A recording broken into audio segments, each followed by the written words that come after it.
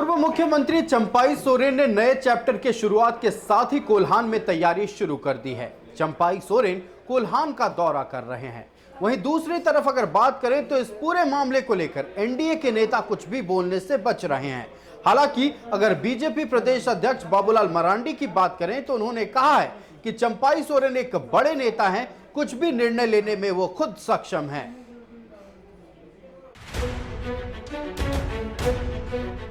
चंपाई सोरेन का नया चैप्टर, कोल्हान की सभी सीटों पर तैयारी।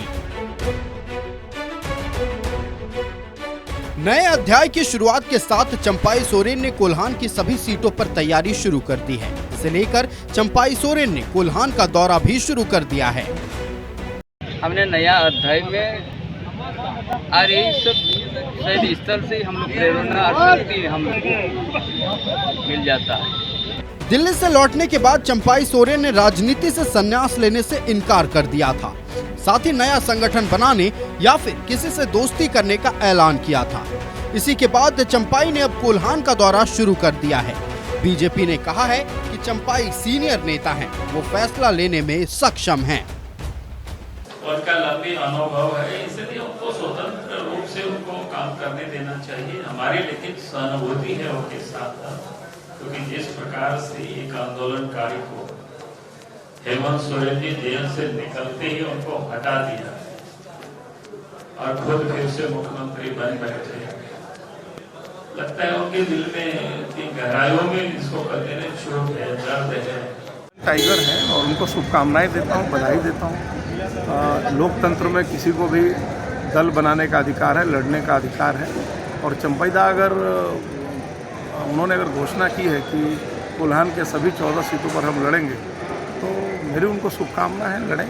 नहीं, भारतीय जनता पार्टी को किसी से कोई खतरा नहीं है। और आपको मैं बता रहा हूँ कि भारतीय जनता पार्टी अपने दम पर एनडीए में जो सहयोगी हमारे हैं आजसू के लोग मिलकर इस बार सरकार बनाने जा रही है। इधर आजसू ने कहा है कि आखिर चंपाई ने बगावत क्यों की, इसका जवाब जेएमएम को देना चाहिए।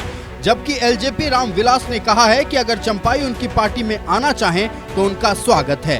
वो आज भी झारखंड मुक्ति मोर्चा के मंत्री हैं, आज भी झारखंड मुक्ति मोर्चा के विधायक हैं। तो ये जवाब झारखंड मुक्ति मोर्चा से मांगिए कि आपका विधायक का ये बागी तेवर क्यों है। मैं उनका सम्मान करता हूँ, इतने हैं हमारा कि मैं झारखंड आंदोलन में जिस नेतृत्व ने आज के दिन में गुरुजी के बाद सबसे ज्यादा सीनियर मेंबर में से है और झारखंड आंदोलन में बिताया हुआ क्षण वही मेरा आदर बड़ा करता है उनके लिए।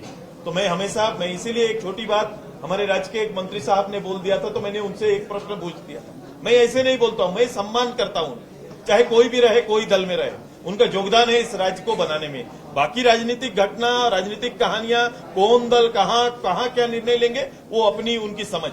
चंपाई अगर हमारे पार्टी में अगर आते हैं तो स्वागत है, उनको मान सम्मान में कमी नहीं मिलेगी। बिल्कुल मान के चले कि न्योता आपने दिया? नहीं, मान के नहीं, न्योता नहीं दिया। हम तो हम लोग के लिए आदरणीय है वो, लेकिन अगर वो आते हैं, उनकी इच्छा होती है तो एकदम तहे दिल से स्वागत है, हम लोग सम्मान करेंगे उनका। दिल्ली जाने के बाद चंपाई सोरेन ने एक्स पर पोस्ट किया था और अपना दर्द बयां किया था, जिसके बाद चंपाई सोरेन के बीजेपी में शामिल होने की अटकलें थी। लेकिन फिर चंपाई सोरेन दिल्ली से लौट आए, साथ ही नया संगठन बनाने का ऐलान किया। अब नए चैप्टर के तहत कोल्हान में तैयारी शुरू कर दी गई है। न्यूज़ 11 भारत के लिए सरायकेला से मनोज के साथ रांची से राकेश, अजय लाल और राजेश कुमार की रिपोर्ट।